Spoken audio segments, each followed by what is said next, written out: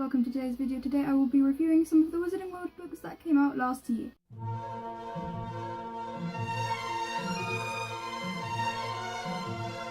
I will be rating these books based on what type of Harry Potter fan they are for, whether for a new fan, for a child, or for a proper Potterhead who just wants to know everything and wants to have everything.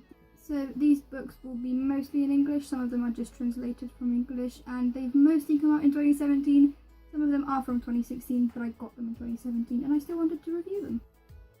The first book that I will be reviewing today is this Ravenclaw hardback edition of Harry Potter and the Philosopher's Stone that came out to celebrate the 20th anniversary of Philosopher's Stone in general. This book is really beautiful. The illustrations by Levi Pinfold are really amazing. And I really like these editions. They've recently announced the Chamber of Secrets being released as well, and they've switched the colours, so now the hardbacks will be colourful and the paperbacks will be black, which I'm not too big of a fan of, but I'm sure it will look nice because Bloomsbury are promising it will look nice. So this was $14.99, which is slightly on the pricier side for a Harry Potter book, but this is really nice hardcover, and with the illustrations it's really nice. There's some extra information inside. There's actually something quite funny in the Ravenclaw and Hufflepuff editions of this book, both paperback and hardback. In the back it says that Sprout and Flitwick actually dated for a while, but it didn't work out, so they broke up and remained friends. And this isn't a tweet from J.K. Rowling, it's a tweet edited by College Humor, so it isn't actually official, and Bloomsbury have now taken it out for the reprints, but people who got it early will still have it in their books. These are pretty much for anyone. I don't see why a child or a new fan or a massive Potterhead couldn't have them. The next book that I will be reviewing is the Harry Potter Film Wizardry Revised and Expanded, which is honestly stunning, and for £26 it's a great deal. So this book, apart from including many details of behind the scenes stuff, like how they decorated the Great Hall with fabric mostly to make it the Yearbook magic winteriness, it also includes loads of props.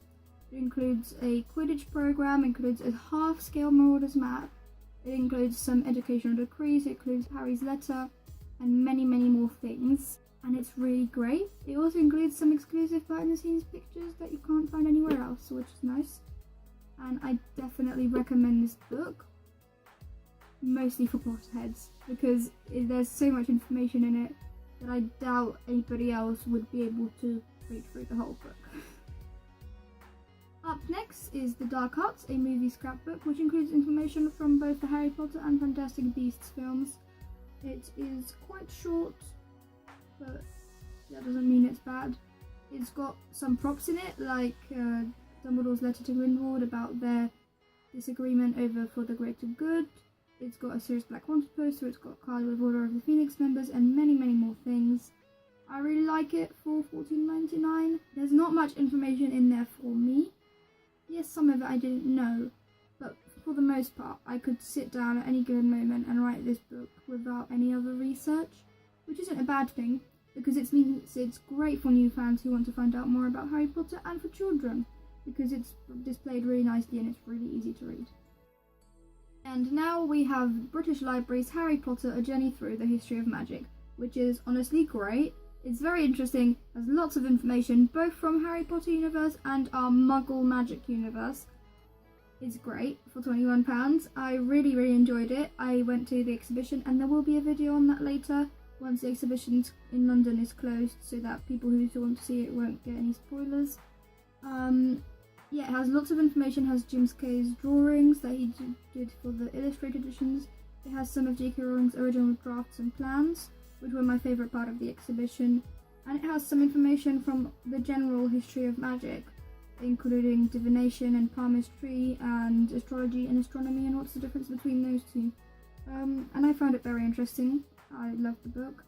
And the design is also really nice inside because it has like ink splodges all over it to make it look a bit magical. I really like it. I'd say this is really for anyone because it's not that hard to read. It's not blocks and blocks of text, and it's only slightly to do with Harry Potter. Like, yes, it has some of the original plans for Harry Potter, but it's mostly about the history of magic in the Muggle world. And now, British Library's A History of Magic, which is the bigger version of the previous book. I found this one very interesting also. Some of the information obviously overlaps because in the blue one it's just the information, the most important information really. But this was really interesting. There was so much new information that I didn't know about the history of our own Muggle world. And it's really great. It also looks really nice. So if you just want to have it as a coffee table book, that's great. It really looks really nice. It is £30, but it is a lot bigger than the blue one for not that much more money. I'd say this is for real Potterheads, like really into Harry Potter and magic in general, or just history of magic enthusiasts, people who just like magic and how it's evolved throughout the years. And we also have Harry Potter The Wand Collection, which looked stunning all over. It's really minimalistic, but it's also really well designed. I love how it looks. Information wise, when I saw it online, I hoped it'd go more into wand lore. It didn't really, but I did like it, and all the information it has about all of the characters' wands. I especially liked that for Hagrid's umbrella wand and for Lucius's cane wand, you can take it out and it expands, the picture expands so that you can see the full picture in a similar kind of width to the other ones. And it also has all of the ones at the back, which is just a really nice addition for anyone who wants to like learn all the characters' wands. I already kind of have, but I really like it. And here's a tip for anyone who lives in the UK. It might happen in Walmart as well, I don't know. In Asda's, they sell most of the Harry Potter books for about half of the RRP, which is the recommended retail price. So this is meant to be £23, and honestly, I'd pay that. It looks amazing. But I found it in Asda for £12, and I just found that a useful piece of information that you might find. They also had the British Library History of Magic book there for half the price of it that it goes around normally. So that's just great. I'd say this is for new Harry Potter fans because the information wasn't too groundbreaking for me, but it could also be for Potterheads because of all the wands being through it all nicely. Last year I also got a magical yearbook for $7.99 because the cover looks amazing, and when I looked for it in the shop it also looked quite cool. Now that I've read through it, I've spotted quite a big mistake, and there's probably a few more. Not that I dislike it or anything, I just found a mistake. The mistake being that when it says create your own wand permit, it actually gives you a Makusa identification card, which isn't that big of a deal, I guess. But having had read through this book entirely, I now realise that it's really for children, and I found it quite cool anyway, because I like pretty much anything to do with Harry Potter. But this is definitely more for children than any other type of Harry Potter fan. Last year there were also released new editions of the free Harry Potter charity books that J.K. Rowling originally released in 2001. There was the Bloomsbury versions and the Scholastic versions, and they were all really, really beautiful. I didn't have them in Polish at the time, so I decided to get the Scholastic ones in Polish because I couldn't find the Bloomsbury ones anyway.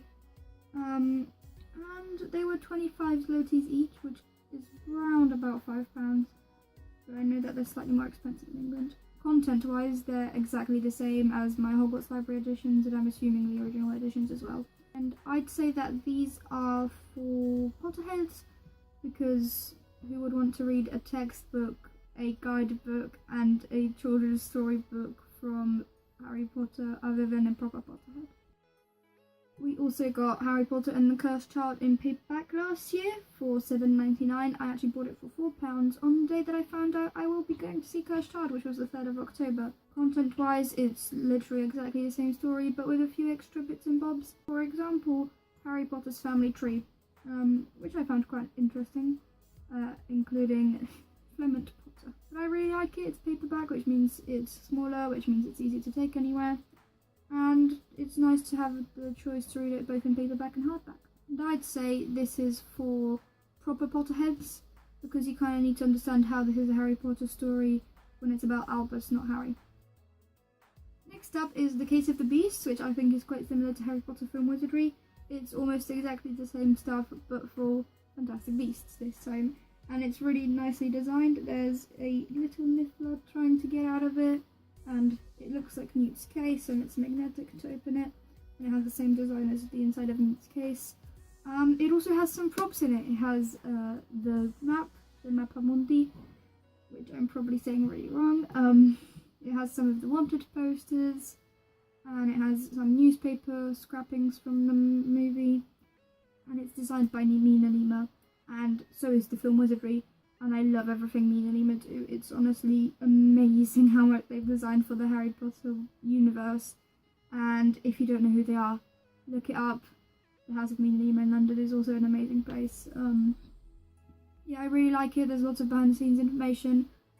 Some of it I knew, some of it I didn't. I knew that the New York set was built in Leavesden, but I didn't know that was in the shape of a T going from richest to poorest. This costs £30, which is a bit on the pricier side, but again, like the film Wizardry, I think it's worth the money because of all the stuff inside it. I think this is definitely for Potterheads or Fantastic Beasts fans, if you call them different people, because it's got a lot of behind the scenes information that the normal general public person wouldn't really have an interest in. And now inside the magic, the making of Fantastic Beasts and where to find them, I really like it. It is £14.99, which is half the price of the Case of the Beasts, but it has very similar information. It's kind of like the difference between the British Library, A Journey Through the History of Magic, with it being this one, and the British Library Harry Potter History of Magic being The Case of the Beasts. It's full of information, again, full of behind the scenes stuff. It doesn't have the props and posters, which I find to be really, really cool because they're taken from the movie. But it has a lot of the behind the scenes information, and I really liked reading it, so I recommend it. And again, I think this is more for really big Potterheads than anybody else because it's full of information that really only Potterheads have an interest in. And now, Newt Scamander, a movie scrapbook, which I really like. Kind of similar to the Dark Arts movie scrapbook. It's full of little posters and little cards and things. And it's got pretty basic information that I didn't find particularly interesting because I knew most of it already. But I think it's good for new Harry Potter fans to find out some more about the movie, or Fantastic Beasts fans. Or for children maybe because it's displayed really nice and colourful. And this is £14.99, which is a pretty good price for the content that's in it. Now this is one of the books that I have in Polish, and this is the Fantastic Beasts movie guide.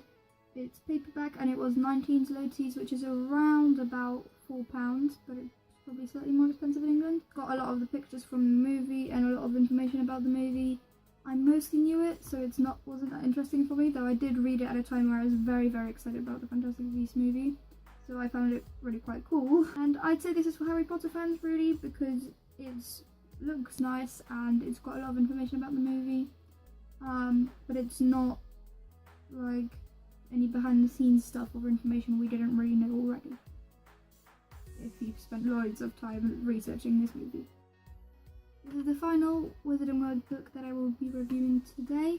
It is the Fantastic Beasts Character Gallery, which honestly looks really good. I don't know if you can tell, but it's got coloured sections for each of the characters, and it's really, really nice.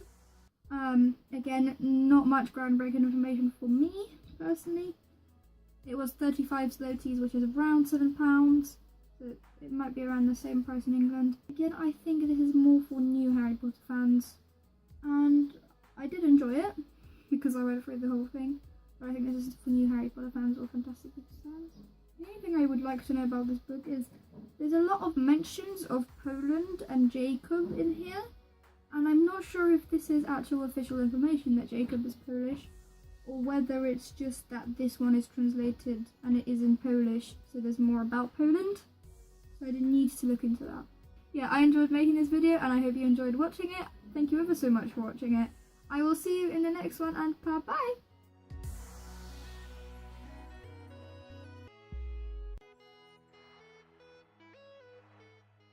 Time for an honourable mention. The Magical Words of Harry Potter by David Colbert. I got this at the very, very beginning of last year from a car boot sale, and it says that the RRP is £5.99. I found this very, very interesting, and I got this before the British Library books were announced, and I found very interesting how real life magical history influences the actual magic in Harry Potter. So that's why I got very excited about the British Library books. This was actually published in 2001, the first time it was published, and the one I'm holding was published in 2005. I got it for 20p, and it's one of the best 20p's I spent. I think that this is a really good substitute if you don't like the British Library books or can't visit the exhibition, which is moving to New York this year actually, which I find very interesting because it'll be slightly different, but I won't be able to see that. Yeah, I really like it, and I find that it's a great substitute, like I said. So you might be able to find it online somewhere, and I like it so much that it's in my background.